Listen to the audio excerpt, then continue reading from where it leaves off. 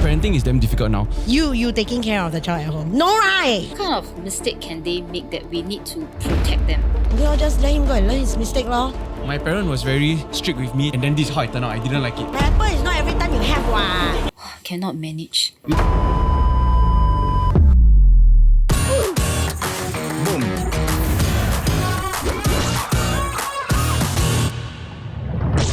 Okay, so welcome to a new episode of TDK, where today we're going to be exploring a topic that is kind of quite popular right now.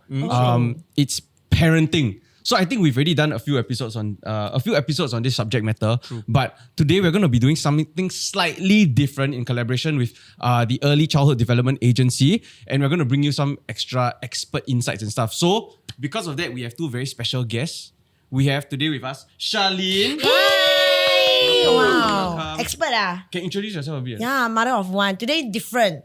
Okay, today I'm a mother of one. I'm expert in breastfeeding. So actually very, very qualified expert. She's the You're OG. super qualified. I tell you, OG. So here we have Angeline today, and she's a senior center leader at eBridge Preschool. Hi everyone, Angeline from eBridge. Welcome. Okay, can you share with us a bit about your background? Okay, actually I started the industry about 20 years ago. Wow. So yes, this is my 20th in the industry. Wow. So when I first started, I was actually a beginning preschool teacher. So like an assistant teacher. Okay. Then I slowly worked my way up to be a senior center leader. Also very, very qualified expert. Very good. Why Very did good. you choose this line of work? Actually, I have a very short stint as a relief teacher before. Okay. So that actually ignited my passion to work with very young children. Okay. Relief teacher in like a childcare. Yeah, it's like a Right. it's like a primary school. They'll do it. Okay. So I just like how children think and how much creativity they have when they work with me.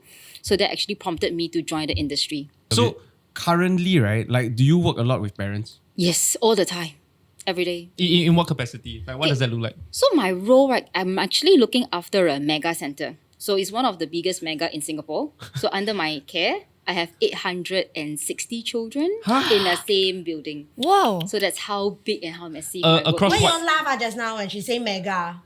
Judging No, her. it sounds very drama. That's right. Yeah, it's a mega center. So Agda recent years have launched a few mega centers. So like the smallest mega we have in Singapore is probably about 300-400 students And yours is housed 800. in the building. Mine's 800. And across what ages?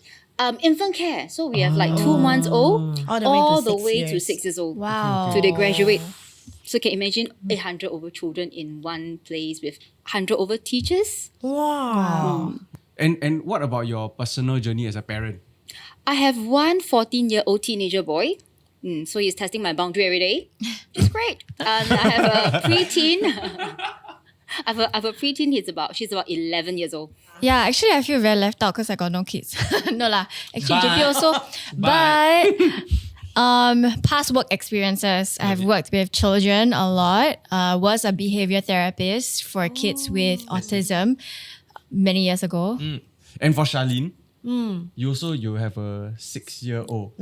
So what was it like juggling, like having a child and pursuing the career? For as a mother and as a father is totally different. As a mother, when you go out to work, people will ask you, who is helping you to take care of your child?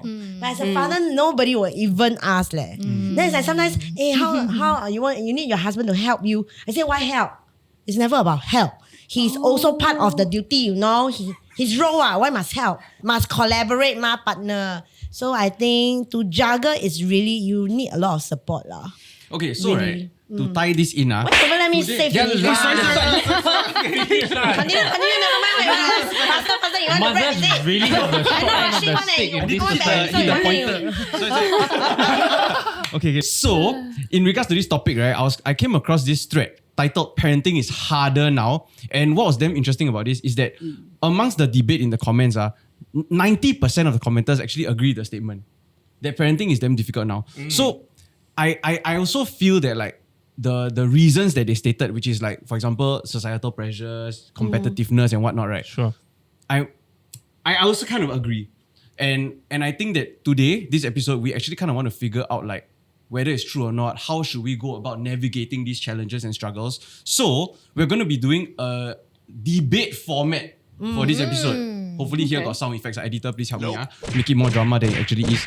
And so we have two sides today. I'm going to be the moderator because I don't have a kid, I guess. I guess. Okay, sorry. I confirm. I also confirm. Okay, yeah. So That you know of, yeah. So today I'm going to be articulating 4 statements. Okay, Sure. about parenting, about children. And here on my right, we're going to have Cheryl and Charlene be the team that is for. You're going to be debating for the statements. Okay. And on my left, Angeline and Dan, we're going to be debating against. Whether or not it's our own personal opinions, we've Yes. just been assigned this. So we will fight no accordingly. choice. Okay, so let's start with the first statement. Ooh, spicy. There is nothing wrong with raising iPad kids. Wow. Okay, team 4. You sure you can or not? 4. Can. You okay? You try. Okay. As an educator, as an educator, you're for this statement. I also would like to Very convincing. You look like you sit there. You should come here. You know. 8 months old got iPad already or not? No. Wow, I 8 tell months you. old. I don't think Okay, I so. don't want. 8 months old. Yeah. I feel like nowadays there are a lot of very, very good apps that you can use on iPads that. Why Dan's face like this? Even she also laughs. Yeah, I think we should have. No, you know why? Going Because down that I route. have used iPad apps before in my teaching. So for example, last time I used apps to help some of my children who are a little bit less verbal. So we have an app where you can press like, it has pictures buttons, then they press and then the sound come out. So it reinforces, for example, and then it reinforces like what they are wanting. And they hear the word also. Over time, right, it will help them to understand, okay, they relate, this is apple, the picture is apple. Then hopefully they will be able to speak it out also. You Like, know, wouldn't it be better if I show the child the real apple? yes, so we Well, it's pair more it, like we contextual pair and it. more Apple is not every concrete time for you the have child. Correct. I was something, but the real thing is like if I can show the child the real item, it will be something that the child can hold on. So the cognitive level of wanting the child to learn from the item itself, it's much more powerful as compared to having the iPad. For sure.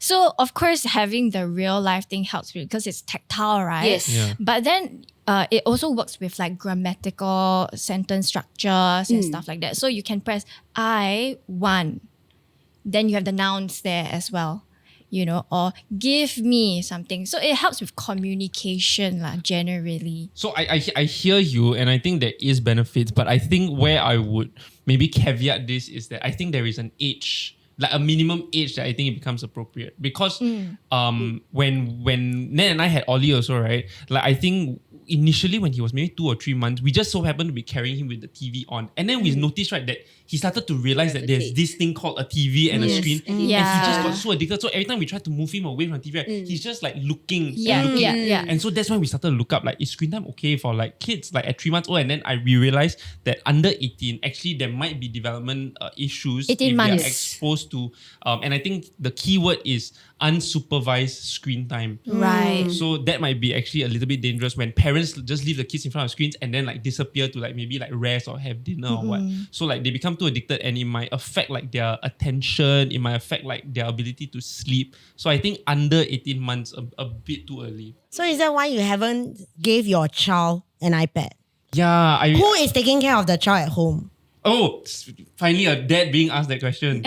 You taking care of the child at home? No, right? No, I Got mean- helper or not? So we have a helper and my mother-in-law takes care of him when we're at work. Got people to help. So that okay, time when I first started, I tell people no iPad, confirm no iPad. Today my son has an iPad with his name engraved. Engraved. You know I didn't know why? you can do that. It's for the set. Yeah. Apple, you don't know, man. Everything can do it as long as got money. Correct. So the thing is, for the sanity of the parents, not that I don't want. Okay, I also want to give him the best. Which parent don't want to give him the best? Of course. Okay, but definitely there are times that you need. Okay, even if I say that I don't have helper. Okay, but my mom is helping me to take care of my son. But you need to give her time as well to rest. So there are times that she needs to rest. She needs to go and do whatever she wants to do. So there are times that I say no choice because I'm working. My husband also working. If I have a choice, I also don't want to stay at home. Okay. Honestly lah. What a twist we did. I don't want to stay at Very honest, very honest. iPad for you. For the sanity, for my sanity. So I gave my son, okay, definitely they are useful apps. But then again, there are situations whereby my son actually plays with GarageBand, you know. Oh. Hello. My son plays with GarageBand. My son plays with Google Earth.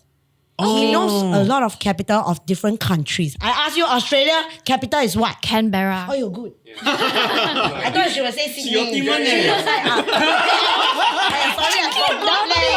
I don't I smart. Thank you. So qualified to be on my team. We also want to show them what we can and things like that. There are also situations whereby teachers will say, if they look at real life interaction, the mouth, all these things, instead of looking at the video screen time, they will learn even better. Okay.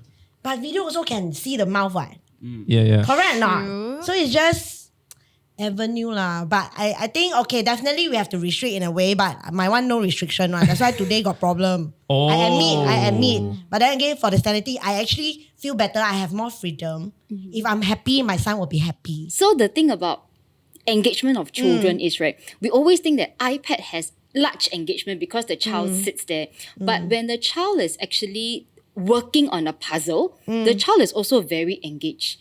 And that is more concrete for the child. So it doesn't have to be an iPad to engage a child. It can be puzzle, it can be books, it can be Lego, it can be toys, it can be any form of resources, or even, cooking pots and pans where they can learn something. Yeah. So to me, iPad is used very loosely, Right. without supervision. Henceforth, people think that it's a good babysitter. But it shouldn't have to be resort to babysitter, because when we were growing up, right, many years ago, right, we don't have iPad as well. We were very self-sustainable.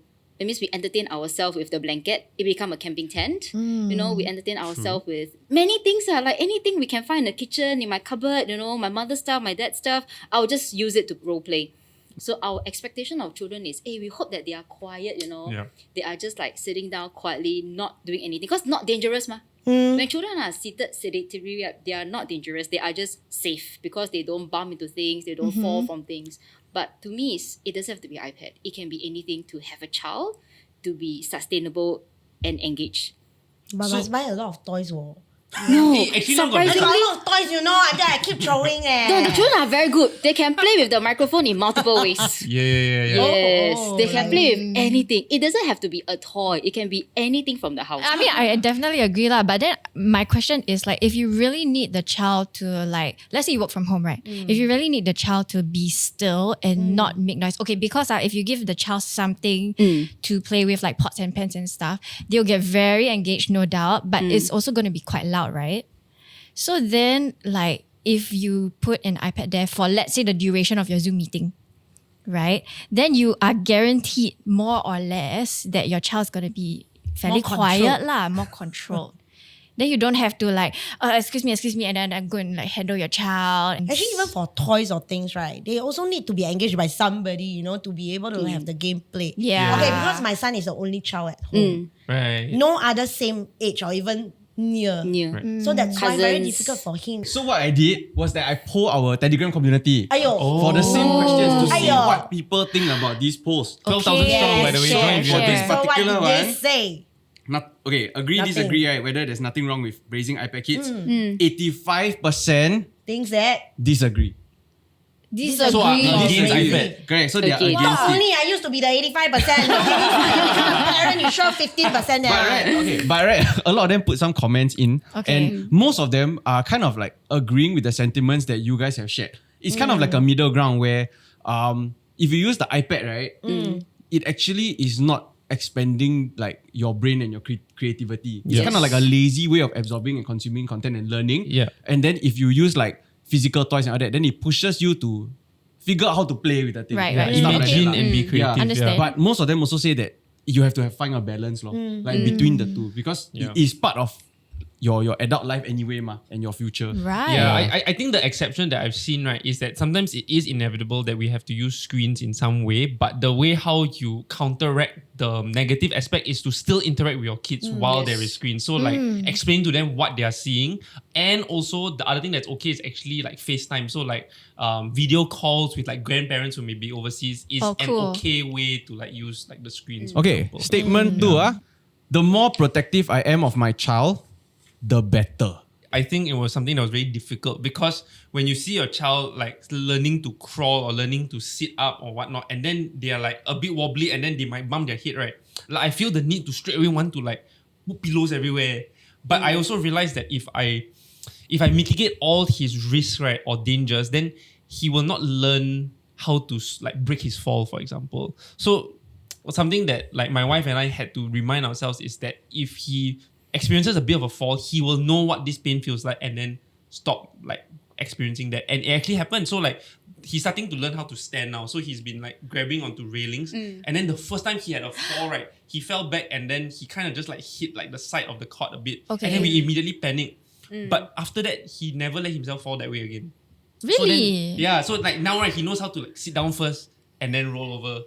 And he had to Okay. experience that fall first. Of course, like we can't just let him fall like no matter what, or like let him tumble on stairs. No, I cannot. Yeah. But I think it helped us like fine tune a bit like where we were in terms of being protective of our child. We understand that he needs to experience a bit of bumps and knocks within a safe environment. Parents being your responsibility. As far as possible that we can protect, definitely I would still want to protect. Right. Okay, because so many things out there, like you say, they are not aware, they don't know. Until if that one moment you say, okay, I'll let you go and learn. But if the first moment, It's a that big was the mistake, big ah. mistake, Yeah. then you will regret that. So I think that it's really depending on how serious that you want to let him try. The seriousness of the whole situation that you want to let him try.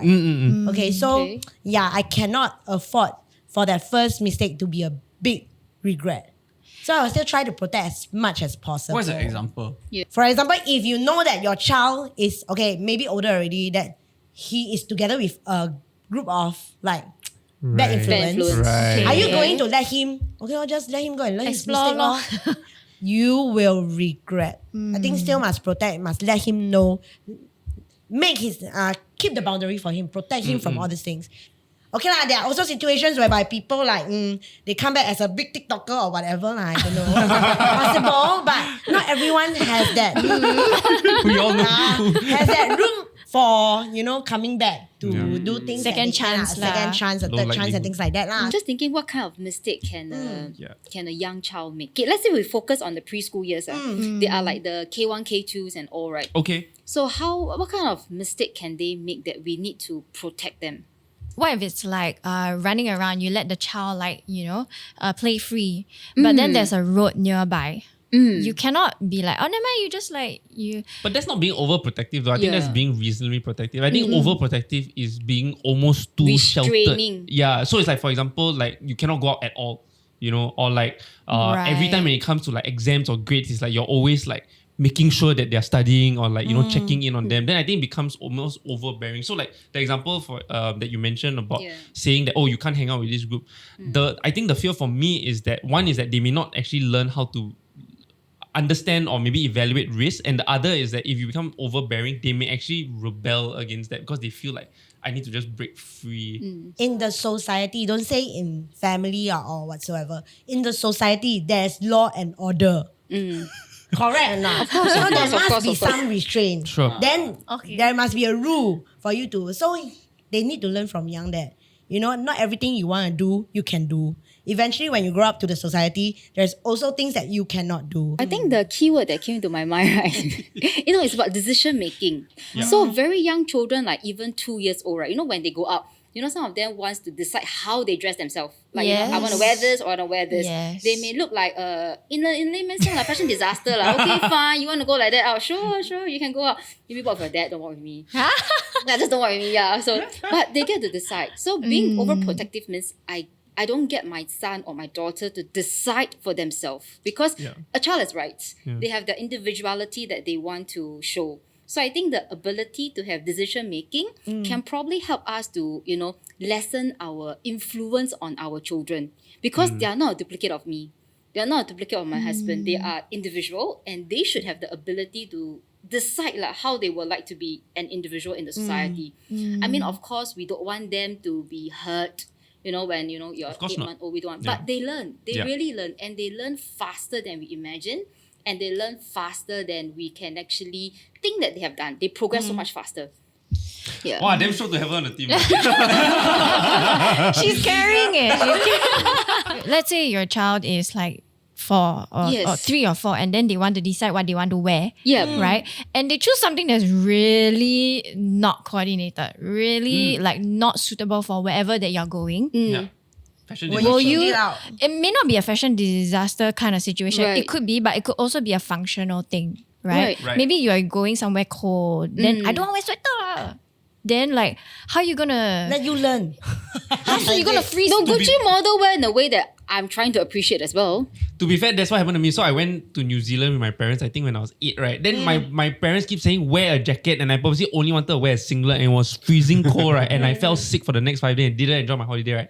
Now, right, Yeah. every cold holiday, I know to wear a jacket from that moment. Hey, you don't need that to go through that to know how. But you didn't Correct. have True. to. You didn't have to. No, but parents But now I always learn. put on a jacket because we think it's cold. But the child may not feel what we feel. yeah. Because like in this room, right, some of you are wearing jacket, Charlene and I are sleeveless, but we Yeah. don't feel cold. Yeah, I so cold. yeah. No, but then I'm a after bit that you warm, fall sick. actually. So it's like, the decision has to be from the child because the child decides whether I feel cold and I want to put on the jacket. Okay. So again, back to Telegram community. Okay. Oh. I I sure see. politically correct one. I feel like this one people will. I sure lose one don't want. 93% of our community Say, disagree lah. yeah So they are lah. against, which is quite obvious. But okay, hearing all your arguments, right? I feel like, cause okay, like, obviously I don't have children yet, so it's very hard for me to think from a parent's perspective. But growing up as a child, I feel like in the early stages of childhood, like the early years, right? I feel like it's actually better for the parent to be more protective. Sure. Like choose protectiveness over like To you go and do your own relax. things. Yeah, because I think you have no idea what are the long-term implications of some of your actions. Exactly. But your parents will know. But later on, I think in the later stages or like after like 5 or 6 or whatever, when there's some form of like ability to make choices and all that, then you can start to like Give Let more go, autonomy step back lah. and- yeah, Adolescent. sure. Because at the end of the day, like for me, I think that I grew up in an overprotective family. Oh, that's So they true. never let me like make mistakes or do whatever, right? Then it just felt like I'm in a bubble. Lor. Okay. Then only very much later in life, then I start to make my own mistakes and learn from them. Yeah. It is important to sign my child up for enrichment classes and extracurricular activities that can contribute to their future success. Aiyo, I actually wanted to sit there. I was about to say that I completely agree.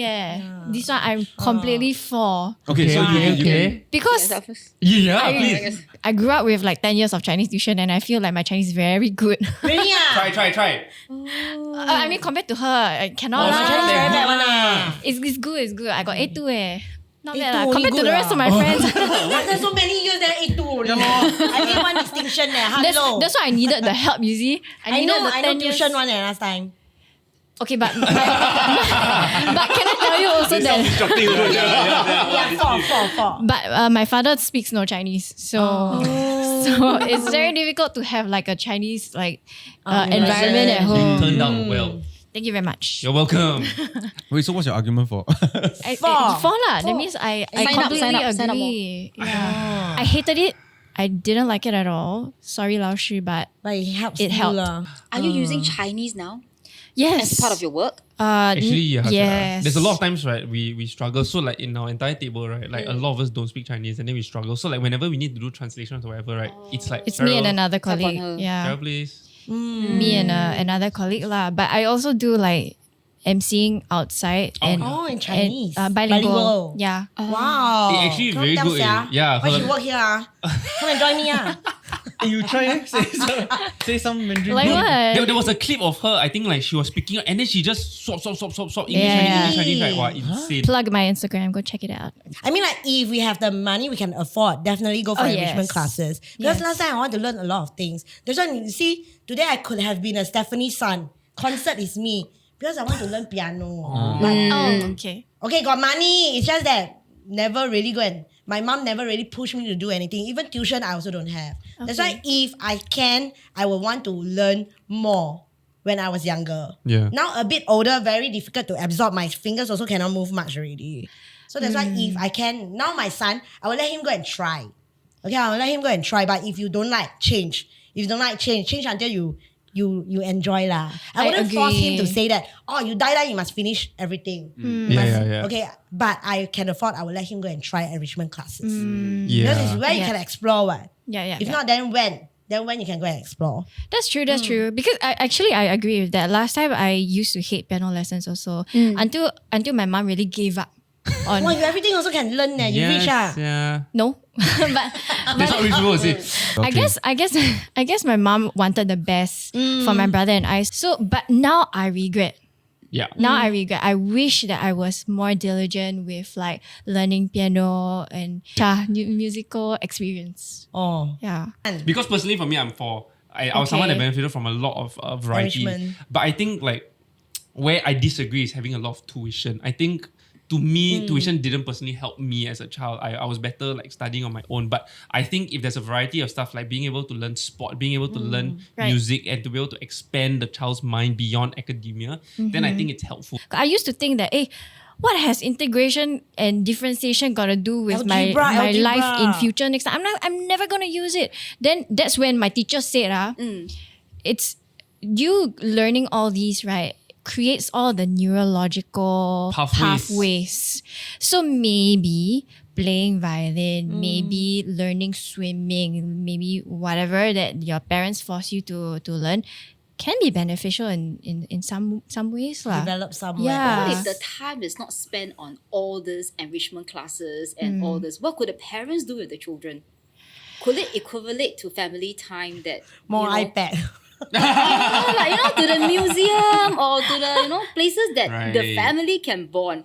So versus Yeah. learning in a confined environment, because enrichment classes are mostly confined, Classrooms. Right. classroom Okay. based. It's really classroom based. You get a aircon place where you just bring the kids to. Damn shiok. Sorry, I'm on your side. The children maybe like it, but if you bring this learning outdoor or beyond the walls, what can the children learn from it? I mean, as a early childhood practicer, you probably have. You practice one, you practice Yeah, I one. mean, all of you have educational background, not beyond the walls. Right. Like if I Enrichment class don't also spend can it go in out. the enrichment Actually, classes. yeah. Draw outside botanic garden. Yeah, but drawing. they don't do that. Art classes are always in the art studio. They must complain. Yeah. I also think that enrichment classes is quite a privilege yes. it thing is. that's available It's for a lot of costly. people. And if we It's look costly, at yes. It's how people very end costly. up as adults, regardless of your social-economic background, people do end up. You can't tell who went for enrichment classes and who didn't. I think one point is if we are talking about parents who know how to guide the kids. There are also parents who don't know anything. Right. Or they don't bother. Okay, I can bring my kids out, but I don't know how to guide them in doing what. Learning what gross motor, think about what neurological or develop. They don't know what. Parents are Unless more what- hands-on nowadays. Really, man? Really, a lot Yeah, more. I think lah. A lot more hands-on. So in the database that I work with, right, parents are more informed. They come to PTC with good knowledge of how their child are learning, and sometimes they act like they are, the professionals Yeah. talking to us. Oh my gosh, yeah. That's so how annoying they also, can. right? It is. I think it's all the group Annoying. chats lah, talk gossip. Yeah, they one. are very well Well read. informed. Honestly, They now. are very It's- well read, it's well TikTok. informed, knowledgeable. TikTok. Yeah, they be- come with their own sets. Because before this, right, a lot of the resources actually existed for like however long the internet has been like really available Yes. for like 15 years. Yeah. Right? But because TikTok, right, is like you scroll and then the information gets sent to you, almost gets pushed to Faster. you. So it's like once you like a few parenting stuff, right, actually everything becomes parenting. Yeah. And some of these a bit rubbish, but a lot of it is actually very useful. Then how to know which one is rubbish?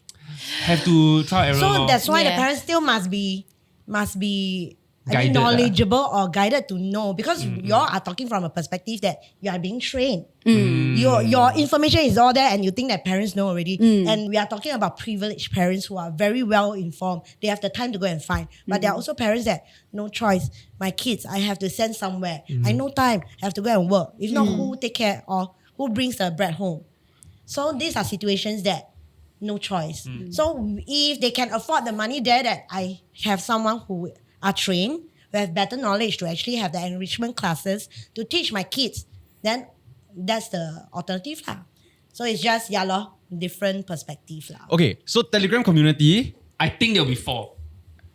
Wow, I scared now. 50, the 50. percentage is 62. It's quite close. It's one of the closest so far. Right. 62% are 4. They are 4. They still think that, But okay. Send for and enrichment. I guess Yeah. and the overall sentiment in the comments is kind of a line in the middle of what all of you are discussing, which is that if you can, it's good, but it should be for their personal growth. Yeah. Because in the early stages, right, you want to get them involved with things that will help them with their social and emotional growth. Yeah. And not so much to do with like academia and all that. That one like Yeah, comes later. exactly. Yeah. So the other thing that I can add on is, while enrichment classes, right, and the extracurriculum classes are helpful, they actually nurture the child's interest. For example, like, for Dan, who is really interested in violin, that actually promotes his love for music. And, for example, a child who is like martial arts, that is a physical development that the child really enjoys. So there are definitely benefits of sending your children for enrichment classes that they really enjoy. But to the other side is there must be a balance of a childhood.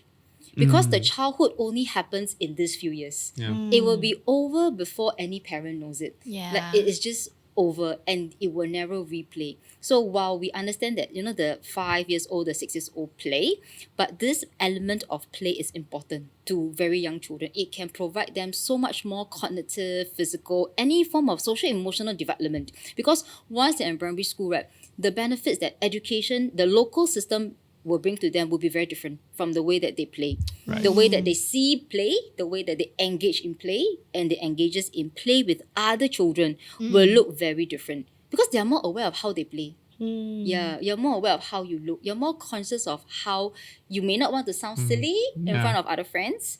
So it's the perspective of play that children also changes when they actually go through the years. So I think play has its benefit, especially when now we are talking a little bit more about bringing play outdoor. Playing, like, sometimes government also think about some initiative like Marina Barrage, East Coast Park. There are so many initiatives done to help people to enjoy all these outdoor spaces in our community as well. My child should be allowed to express themselves, including the occasional meltdown. Yes. I think children can express themselves, but the child has to be, in a way, learning about self-regulation. Because self-regulation is important. So if the child at a very young age doesn't learn about self-regulation, doesn't learn how to manage his big emotion, then at the later part of life, he may have more to manage. Sorry, what does it look like? So for example, very simple, when we go out, many times, we see children rolling on the floor. Okay. Parents got a little bit embarrassed or got a bit upset. It could be over a toy that the child really wanted. Or sometimes they didn't get what they want to eat. Or they don't want to eat. Yeah. You see children at the high chair, they don't want to eat. They got really angry. They start crying. They start screaming. They get really frustrated with the situation that they are placed in. Right. So how often will it be to result in like occasional meltdown? It is not something that we want to manage in public. Because no matter what is it, as a parent, you're going to be judged. Cannot manage. You are not telling the parents, but you whisper to your co-diners. Yeah. You're like, hey, cannot manage, But you will just can't see, look on and see what's happening next. So I think if children can learn how to self-regulate, or parents can help children to self-regulate, right, then the whole experience can be a learning point for the other people who are watching us. Yeah, so what does that look like? Like, how does the parent help the child learn how to self-regulate? I think most of the time you need to acknowledge the child's feeling. So usually we say, okay, we know that you are upset because you didn't get whatever you wanted.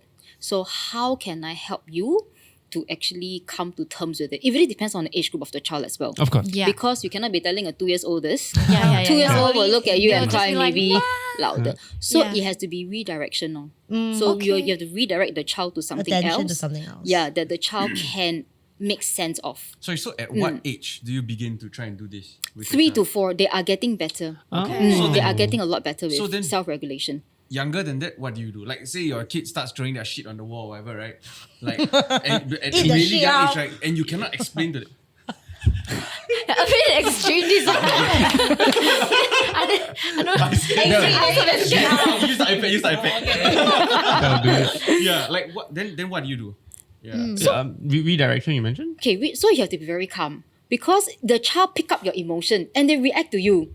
So the more frustrated you get, right, the child also read your verbal and non-verbal cues to see how you are responding to the child. Right. So if you are calmer and you talk to the child in a manner that the child knows that you are here to help. Okay, so what else can I help you to do? I can't give you maybe the chicken, can I help you to get something else from the menu that I am agreeable with? So you give, you just give 2 items. So Forced choice lah. Yeah, so the child must be given a choice that the child feels that he has the decision-making ability. Right. So it cannot be something that the child feels that is very far-fetched. You cannot promise the child a toy later because the child cannot make the connection that I'm going to get a toy later. So Yeah. you must be there and there settled at the dining table if it's a thing about the food. Yeah, no, that's great. That's a close choice, right? It's like one or the other, but both are actually your approved items or decision. You're or not getting something. chicken nugget, I can give you chicken drumstick or chicken thigh. Yeah. I feel like if the child is like maybe like 2-3 years old, will the child even understand when you say like, okay, I understand how you feel that you're not getting this, because at that point in time that's what the child wants, right? And all the more if the child is not gonna get what he or she wants, it's just gonna like escalate and become an even greater meltdown if you try to like, okay, I understand, but he's still not getting it. She's still not getting Then it. what's the alternative though? So let the child have a tantrum and then just let it happen in public. So I think I don't want to reward that behavior. So I will feel like, okay, Every I time will, then you will be given choices. correct. I don't want to speak about any choices at that moment in time. I think for me what's the best thing to do is like, okay, I see that you're upset now. Once you cool down and you're ready to talk, and then we talk. Now let the child cry. Let the child, melt down until tired already. Okay, now are you ready? Quieter. Okay, now are you ready to talk? Let's talk about it. Then we can like have a proper discussion. Because in that moment, that child's not ready to talk.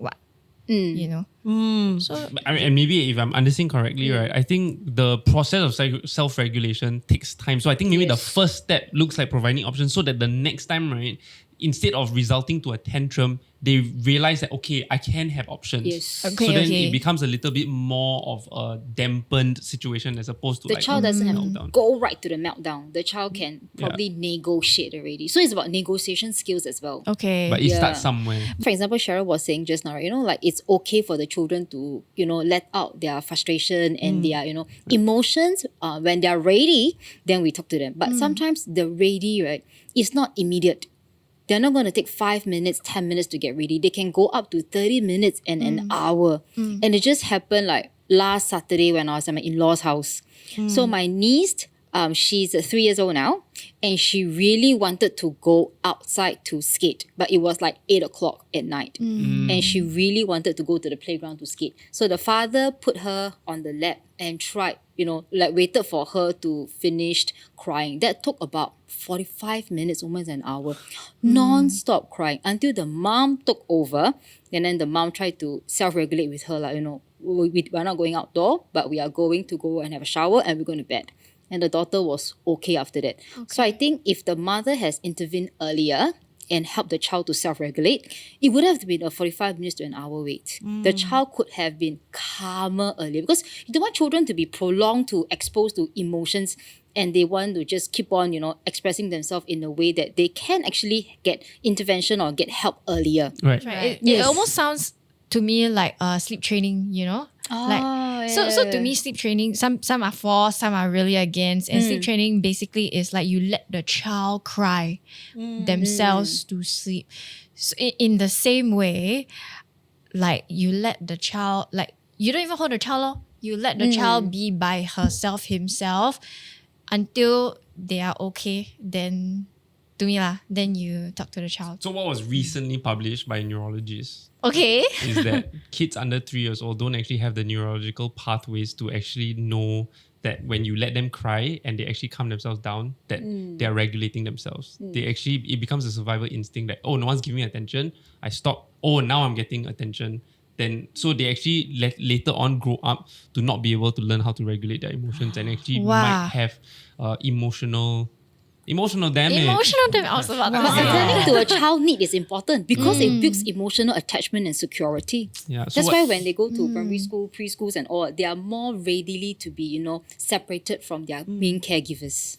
Okay. So I think this is damn interesting because our community voted, right, 93% feel that their children should be allowed to express themselves. Yeah, including like meltdowns. Which is a lot of them. Occasional lah, we would Oh say yeah, I think occasional is the Not key every word. day. Yeah. I do think that there are some, like a lot of this is straddling like and navigating how involved you are, right? Because As a like parent. once again, right, like anecdotally, I feel like there are, I've heard of parents who have just, I let my child do whatever they want.